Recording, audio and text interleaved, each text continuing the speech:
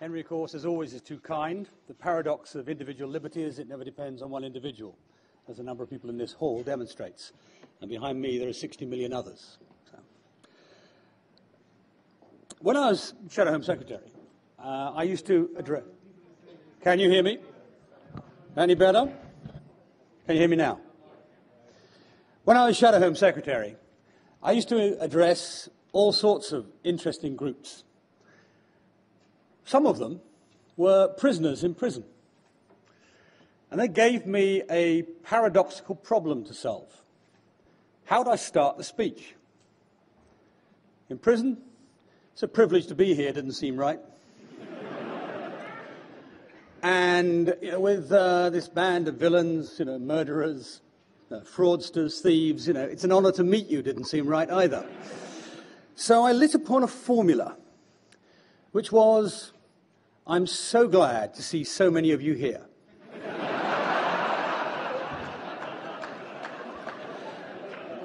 Well, it's with a slightly different context. I say to you today, I'm so glad to see so many of you here.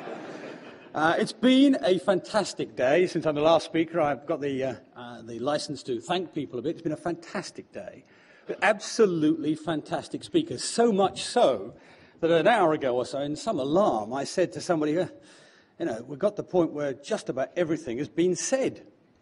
And the lady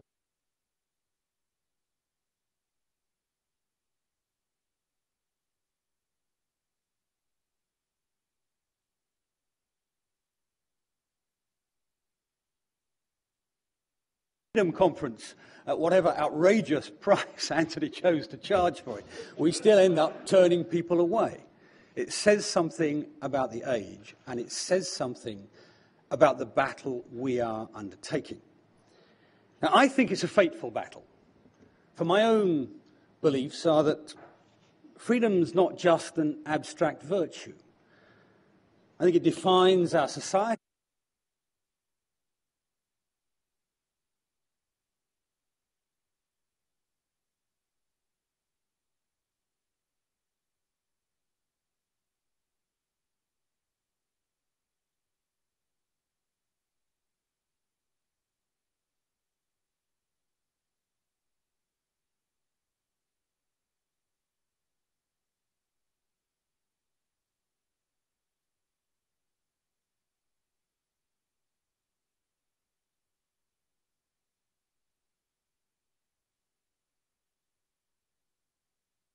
In this country, the longest tradition of freedom in the world. And frankly, one of the most magnificent speeches I've ever heard was a speech by Lord Bingham today. And I particularly liked, actually, he finished, or pretty much finished, with my favourite quotation. And I'm going to show off and try and remember the full quotation. It was about a light that will never be put out. And if I remember correctly, it was Bishop Latimer who said, "Stand up, Master Ridley, and play the man. For today, by God's grace, we shall light a flame which will never be put out in England."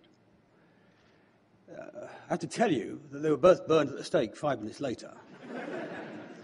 So our freedoms have not been won easily, and they should not be lost easily after either. But they're not abstract.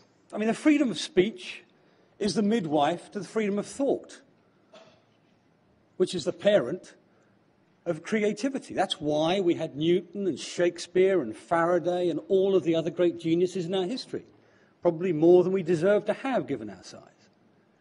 Freedom of action is what creates character and integrity and energy and vigour, which is why we had the Industrial Revolution before anybody else, and why everybody else got it when they got the freedoms. And freedom from oppression, that gives you dignity, individualism and character. And it's one of the reasons that many of our countries' institutions of democracy and justice have been copied around the world, mostly successfully. So freedom's not abstract. It's very real. It makes us what we are. And most importantly, in the context of the government and the government's actions, we should recognise that freedom is not a weakness. Freedom is a strength. And that's why, as a British Member of Parliament, I say to myself, what is the point of Britain if it does not adhere to the freedoms that make it? What's the point of Parliament if it doesn't uphold its most sacred trust as the guardian of our liberty? What's the point of government if its principal actions lead to maximise fear and minimise our freedoms? Now, Jack Straw, earlier this week, a couple of days ago, said, this is not a police state. Britain is not a police state. Actually, I agree with him, despite Henry's example outside. It's not a police state. If it were, we wouldn't have this meeting. Many of us would be locked up. We wouldn't have the right to debate. But that doesn't actually let the government off. It doesn't let them off the casual, careless corrosion of our freedoms that has been going on for the last decade and more. And in fact, I'd like to respond to Jack Straw, not with an answer, but with a question. Tell me, Jack, when does it become a police state? When the government knows everything? When the government knows everything? This is a long list, I'm afraid. When the government knows everything about every citizen anywhere in the country? When they know our every text, our every email, our every web access, our every phone call? When they can track every citizen through their car to wherever they are in the country? When the police are able to enter your computer and search it without you even knowing about it? When virtually any state organisation can put you under surveillance without supervision or control, and even including local government? When the police can arrest you for heckling the Foreign Secretary? Should deserve a medal, frankly, not an arrest. Or wearing a Bollocks to Blair T-shirt? Or reading out those names at the cenotaph? The police can now arrest you, of course, for photographing a London bobby, which can lead to a lot of very surprised Japanese tourists at some point.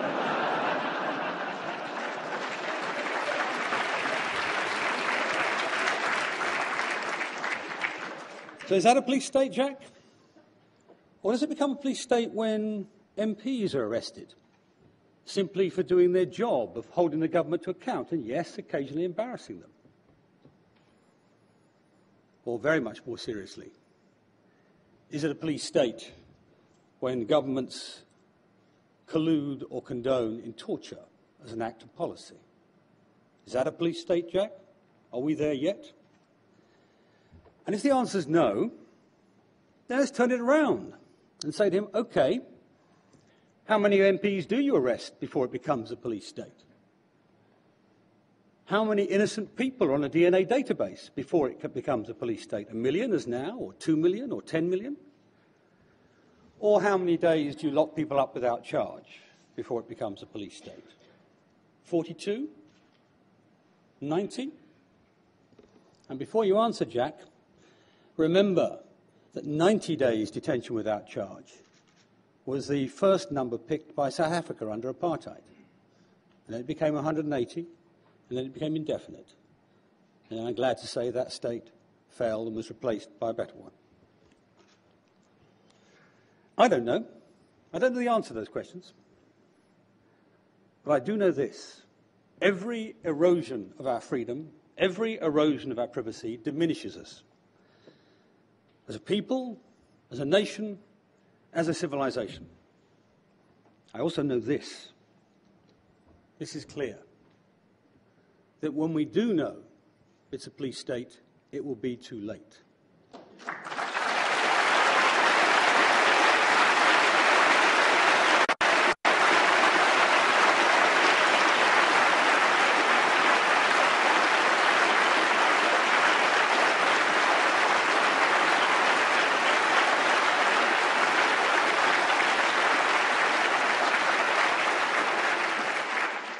Because, of course, then we'll be too late to do anything about it. The death of liberty will lead to the death of dissent. Because justice demands two views, the death of dissent will mean the end of justice. And our country will not be the same again. Now, that's the reason why we fight now. That's the reason why we seek today to stop, check, reverse, and put back the erosions of our freedoms that we've seen in the last decade. Now, we've had some spectacular victories in the last year, and I really would be remiss if I didn't congratulate Liberty, Human Rights Watch, No to ID, well, I'm not going to turn it, as Shami said, into an Oscar speech, all the people in this hall involved, all the organisations in all political parties and none that have been part of those battles we won this year. They all have reason to be proud. Just pick off a few. The political defeat of 42 days, and with it, the collapse of the authoritarian agenda. The psychological defeat of ID cards. No to ID has a particular special place in that battle. The legal defeat of the DNA database of innocent people. The massive retreat on a communications database that the government's had to undertake, not putting the bill in the Queen's speech it was going to this year. And the pending retreat on database sharing that Jack Straw has trailed this week. Even, and this is particularly delicious for me, even this week, David Blunkett giving a lecture on the dangers of the database state. Not since Frankenstein met his monster. But Blunkett's very partial change of heart tells you something. Tells you something important. Because although David, and I love him dearly, is an authoritarian in his DNA. Yeah, we're back to Frankenstein, actually. Although he's an authoritarian to his fingertips, he is also an acutely clever politician. He can sense a change of wind almost before anybody else. So when he makes that speech, something is happening. And the British people, as we all know, are terribly casual about liberty. They treat it carelessly, like a very old suit of clothes. It's very comfortable that they've had for a very long time. Because that's precisely what it is. Only when it's under very visible threat do they then come out, and of course they then are willing to die in their hundreds of thousands to defend it. But mostly they just treat it casually.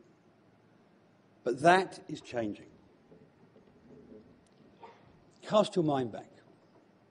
When we first fought the battle over ID cards, it was very hard for the politicians who did it because 80% of the public supported it.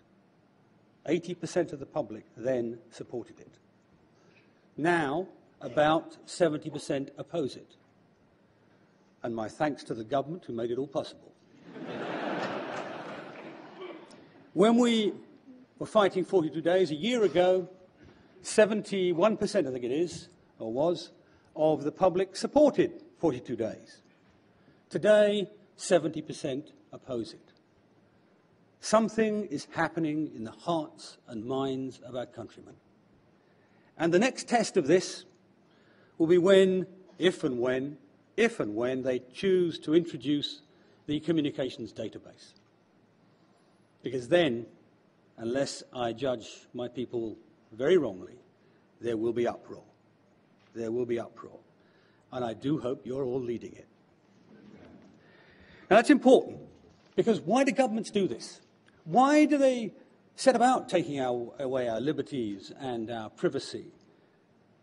Why do they appropriate our identities? Why do they do this? And it isn't just Labour governments, I'll grant you that, although it's been worse recently. Is it misplaced machismo? Are David Blunkett and John Reid and Jackie Smith and the like going in for exercising some swaggering braggadocio to look tough on terror and to make the opposition parties look weak? Well, of course it's partly that. But also it's based on something else. It's based on fear. It's based on fear of failure. Fear of the Daily Mail headline when they can't quite do what they said they were going to do about crime or immigration or, well, most particularly, preventing terrorism, preventing terrorist attacks. So these so-called tough policies, never be put off by that, these so-called tough policies are actually driven by the fear of difficult headlines. They're not tough, they're not courageous, they're actually cowardly. Don't ever forget that.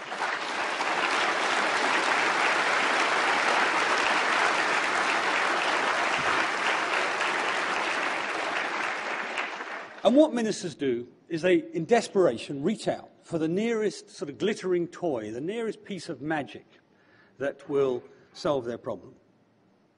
Databases, face recognition programs, number plate recognition programs, biometrics, cameras, DNA databases, electronic surveillance of all sorts. And this glittering bag of tricks, Robert Heinlein once said, to a primitive people, any sufficiently advanced technology appears as magic. There's no more primitive group of people than ministers in a funk, I tell you. And they see this naively as magic. It will magically solve their problem. And so piece by piece, they have eroded our liberty, our privacy, our control of our own identity. One tiny step at a time. Now, every action was apparently reasonable. So slowly, without realizing it, almost by accident, we lose our liberty.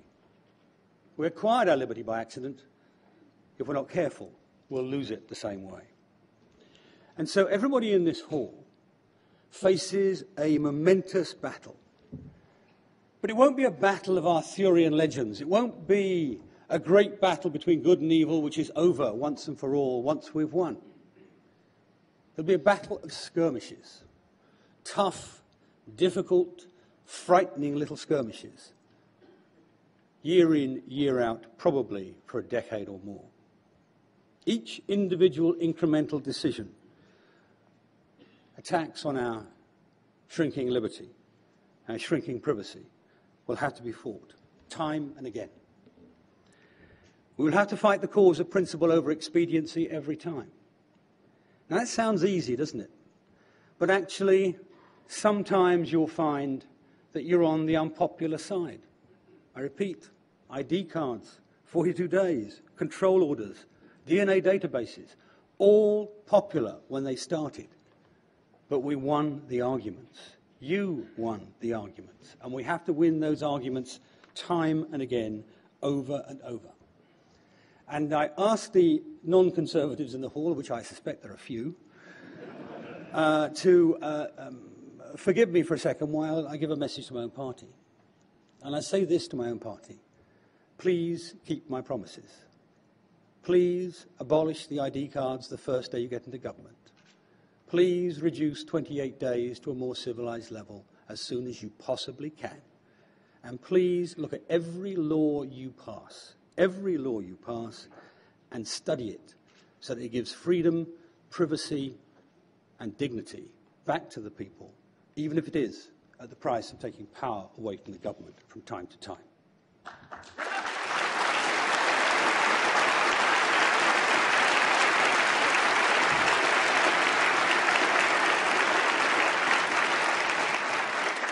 Now, that's my message to the party over. Now my message for you. Lincoln once said, "To sin by silence when they shall protest makes cowards of men."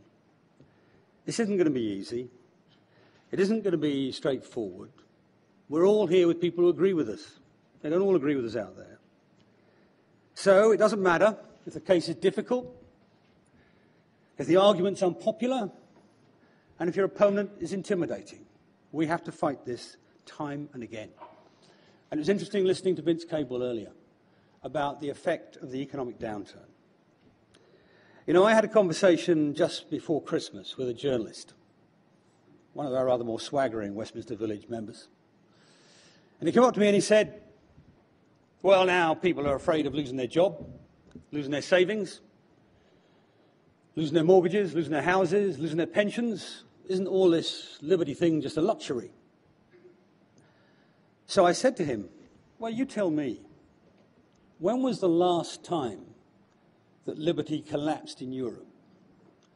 And he looked at me and I could almost see the penny drop. Oh, he said, the 1930s. I see what you mean. And people are beginning to see what we mean on this. It reinforces that we have a lot to do. And since I've been rather sombre, I'm going to finish with a story, which just seeing you here reminds me of. When he was getting on, one of the great defenders of liberty in the last century, Winston Churchill, when he was getting on in his 70s, was attending a meeting in the Guildhall, and he was addressing the Women's Temperance Union. You look just the same, really. And they approved of his statesmanship, of course, but they didn't always approve of his other habits. And the lady chairman got up and she said, Sir Winston, she said something thankful about the war and all the rest of it, and then she said, I have to tell you, however, that my members do not approve of your bibulous habits. When you add up all the port, the wine, the gin, the whiskey, the brandy, and the other alcoholic beverages that you have taken in your lifetime, we have calculated that it would fill the Guildhall up to your chin.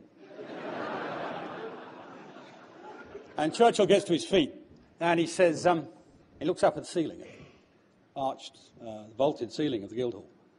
He says, Madam, he says, when I think of my advanced years, 76 years, and I look at this building, I think to myself, so little time, so much to do.